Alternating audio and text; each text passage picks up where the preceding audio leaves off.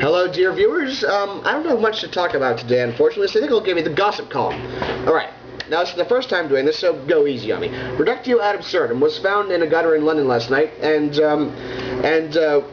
passed out, almost drowned in his own vomit, and so they took him to hospital, and apparently he's feeling much better. He had a rather lousy night, so he decided to see how much gin he could drink in one go. And then someone offered him the stuff. I don't remember exactly what the stuff was, apparently. He just called it the stuff, and that's all he was quoted as saying. But when they investigated his system, they found that LSD, heroin, marijuana, of course alcohol, loads of that, and cocaine and a number of other drugs had turned up on his toxicity, and he's currently in rehab.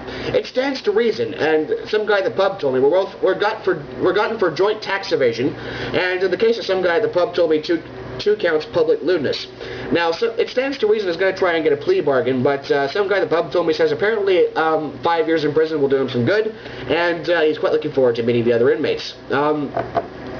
Quite masochistic, I'd say. Modus tollens, modus ponens, and modus pudendo tollens are out of rehab finally. Modus tollens says that he's gotten his eating disorder under control. Modus ponens is quite confident he'll never touch another painkiller again unless he's actually injured. And modus pudendo tollens has gotten her sex drive under control. They're making a new album now. We can expect that within 2 years, depending on how long it's been in the studio and whether or not they're lying. Now, inductive logic and deductive logic, after a marriage of over 300 years, are getting a divorce. They have Nietzsche, they have Friedrich Nietzsche and René Descartes representing them in court, and they could drag the case out for years, you know, for the alimony and the kids and the 2 cars and everything else like that. Divorce is never a pretty thing. My parents got divorced, and it's just not fun. Now, see what happens when you drop it. Recently, I had an affair with Brad Pitt, and leaked the sex tape all over the internet, and well, I don't have the link for it because, well, I don't have the link. I don't know why. I'm just hearing the second hand, but it's all over the place, apparently. Now, pour acid on it and see what happens is suing See What Happens When You Drop It, because apparently See What Happens When You Drop It is just a mutation of pour acid on it and see what happens. And, well, she's getting very depressed, and, well, so she's obviously trying to sue, but she didn't have a very good lawyer, so we don't really know how this is going to turn out. And, of course, it is you moron, tragically died in a drunk driving incident last night. Tom Cruise, when questioned, said he didn't have anything to drink at all that night, but on breathalyzer, it was discovered that he had a BAC of 0.14, which is ridiculous. So, well, obviously, Tom Cruise will be in jail for a DUI, and we'll be very lucky, no, scratch that, we'll be very unlucky if he ever gets out and makes another movie. Now, what's today's feature Wikipedia article?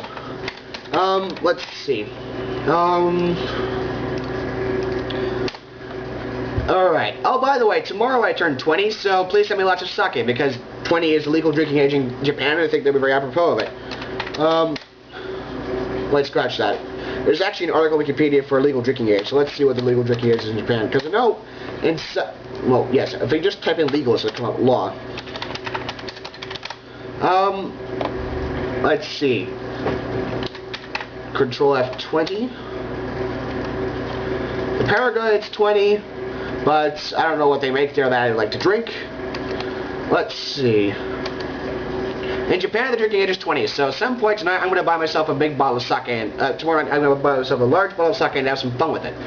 Maybe I'll drink it, maybe I'll juggle it. You know, you can't really juggle one bottle of sake just like that, and anyone can do that. Now, the featured article is North by North Quahog. Apparently, in order to spice up this is the episode that brought Family Guy back after just being on Adult Swim and getting reruns all the time, and everyone writing letters saying, hey, Family Guy was actually cool, I don't know why the ratings are so low, but bring it back! You know, hopping up and down mad. And they finally did, and this is the first episode that aired on Fox after a 3-year cancellation. Lois and Peter were having a lousy sex life, and so they decided to have a second honeymoon. They left Stewie and Chris in charge of the kid. Stewie and Brian in charge of the kids, because obviously, what was it? You can basically cut Chris's head open and use him as a vacuum cleaner, and Megan is emotionally unstable, so that obviously leaves those two in charge. Let's see, on their honeymoon, Peter really pissed off Mel Gibson, and I think that has something to do with Mel Gibson and his, I don't know what.